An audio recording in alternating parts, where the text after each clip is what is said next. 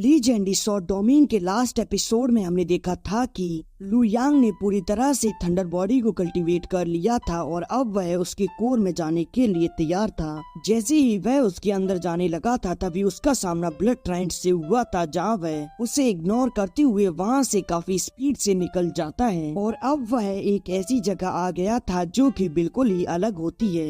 Episode 97 में हम देखते हैं वह कछुआ उठते हुए कहता है कि इस जगह पर कोई भी क्यों आ गया, क्या तुम मुझे धोखा दे रहे हो। इस पर वह लोमड़ी कहती है कि यकीन ना हो तो तुम खुद देख लो, मैं तो यहाँ से जा रही हूँ, तुम्हें नहीं जाना तो तुम यहीं रहो। यह सुनकर वह कछुआ भी उसी के पीछे वहाँ से गायब हो जाता है। इधर ली शेन लू यांग से कहते हैं कि उस चोटी पर सबसे ऊपर वहीं ओर जाना, जिससे कि तुम्हें वहाँ एक गुफा मिलेगी जो कि मैंने बनाई थी। अब लू यांग भी उड़ते हुए उसी जगह आ जाता है। ली शेन कहते हैं कि यहाँ कोई तो था, ये काफी अजीब है, जल्दी से इसमें प्रवेश करो, इसकी जांच करो कि इसके अंदर कौन है। यह सुनकर लू यांग उस केव का गेट ओपन करने लगता है, जहाँ वह ली शेन उससे कहती है कि तुम अपने थंडर एलिमेंट बॉडी का संचालन करो और तुम इस गुफा के पैटर्न को सक्रिय करो, जिससे कि यह दाहिनी ओर जोर से धक्का देने पर खुल जाएगा। और अब लू यांग सफलतापूर्वक उस गेट को ओपन कर लेता है। अब ली शेन देखते हैं कि इसके अंदर तो डिवाइन लोटेशन है। वह कहते हैं कि यह काफी रेयर ट्रेजर है,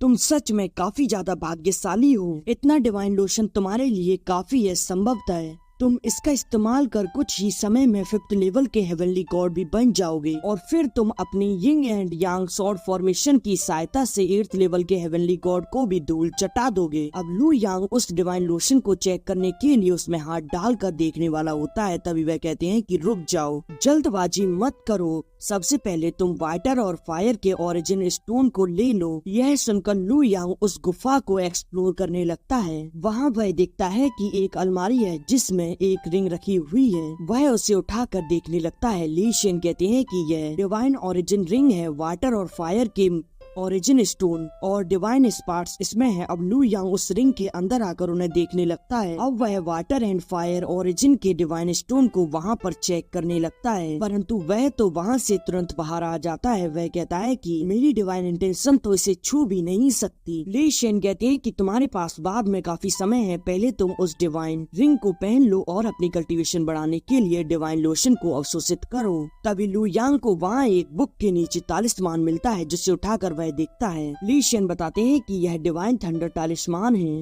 यह वज्र के समान हमला करना जारी रख सकता है। मैंने अतीत में इसे यूं ही यहाँ रख दिया था, मैं तो लगभग इसके बारे में भूल ही गया था, परंतु अभी तुम रुक जाओ, इसे सक्रिय करने के लिए तुम अभी अपनी थंडर एबिलिटी का उपयोग मत करना। अगर यह तालिस्मान रिवर्स हो गया तो फिर तुम हवा में ही गायब हो जाओगे। यह सुनकर लू यांग कहता है कि इतना छोटा सा तालिस्मान वास्तव में अत्यधिक शक्तिशाली है। ली शेन कहते हैं कि यह कितना भी पावरफुल क्यों ना हो, परंतु तुम अभी इसे अपने पास रख लो। यह सुनकर लू यांग उसे अपने पास रख लेता है और अब वह उस तरफ जाने लगता है। वह कहता है कि मैं टेलीपोर्टेशन फॉर्मेशन का इस्तेमाल कर जल्द ही ज़ेंगवांग स्वॉर्ड सेक्ट पहुँच जाऊँ, फिर सुई हान में जल्द ही तुमसे मिलूंगा। अब वह वहाँ बैठ कर डिवाइन लोशन का उपयोग करके अपनी कल्टीवेशन को इंक्रीज करने लगता है, जहाँ वह थोड़े ही समय में अपनी कल्टीवेशन के 5th लेवल के इंटरमीडिएट लेवल में पहुँच जाता है। वह कहता है कि अब मैं इमोर्टल स्वॉर्ड को रिफाइन कर सकता हूँ। ली शेन कहती है कि जो मार्शल आर्ट टेक्निक मैंने तुम्हें सिखाई है, तुम उसका उपयोग करके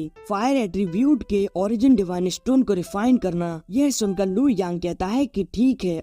अब लू यांग फायर स्टोन को बाहर निकाल कर उसे रिफाइन करने लगता है। वह सोचता है कि चाहे कितनी भी कठिनाइयां आए, परंतु मैं हार नहीं मानूंगा। अब हम 3 साल बाद का समय देखते हैं, जहां लू यांग ने फायर एट्रीब्यूट की स्वॉर्ड को रिफाइन कर लिया होता है। अब वह वाटर एट्रीब्यूट की स्वॉर्ड को रिफाइन कर लेता है। अब वह कहता है कि मैंने 2 इमोर्टल स्वॉर्ड को रिफाइन कर लिया। वह कहता है कि मास्टर, अगर आप सभी न होते तो फिर मैं यह नहीं कर पाता। ली शेन हंसती हुई कहती है कि तुम बहुत आभार व्यक्त कर रहे हो, ठीक है, परंतु थंडर सीक्रेट डोमेन बंद होने वाला है, यहाँ से जल्दी ही निकलना होगा तुम्हें। अब हम बाहर ब्लड ट्रायंट को देखते हैं, जो कि बाहर आता है और कहता है कि क्या तुम में से किसी को क्वाइन को स्वॉर्ड गॉड अभी तक नहीं दिखा? प्रवेश द्वार तो जल्दी ही बंद हो जाएगा, मैं विश्वास नहीं कर पा रहा कि वह हमेशा के लिए अंदर रह सकता है। ओ लॉन्ग कहता है कि आप चिंता मत कीजिए ब्लड ट्रायंट, मैं उसे देख लूंगा, हम लोगों ने मिलकर एक योजना बनाई है, वह इस बार दिखा तो वह बच नहीं पाएगा। यह सुनकर ब्लड ट्रायंट वहाँ प्रतीक्षा करने के लिए बैठ जाता है। अब वह वहाँ कुछ समय तक प्रतीक्षा करने के बाद कहता है कि मुझ में इतना धैर्य नहीं है कि मैं उसकी और कुछ समय के लिए प्रतीक्षा करूँ। मैं अब कल्टीवेशन करने के लिए टोंगयान प्रांत में जा रहा हूँ। इस पर ओ लोंग कहता है कि वैसे अगर वह बाहर नहीं आया तो फिर हमें क्या करना चाहिए। इस पर सीतू लियू कहता है कि हम यूं ही यहाँ बेकार में इंतजार नहीं कर सकते। इस पर ब्लड ट्रायन कहता है कि जब समय आ जाएगा तो फिर मैं तुम्हें यहाँ से जाने दूंगा, तब तक किसी को भी जाने की अनुमति नहीं है। और अब ब्लड ट्रायन वहाँ से चला जाता है।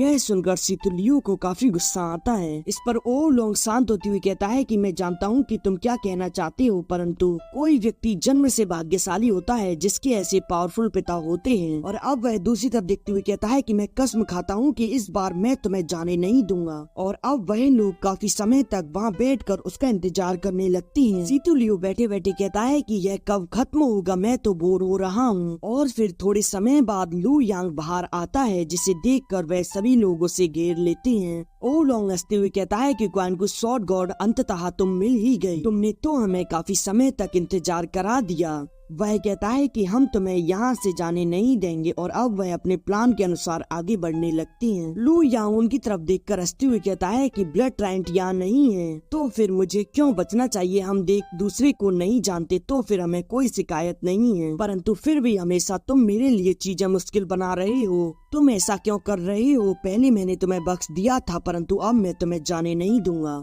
अगर तुमने अब मेरा रास्ता रोकने की कोशिश की तो मुझे निर्दयी होने के लिए दोष मत देना। यह एपिसोड यहीं एंड हो जाता है।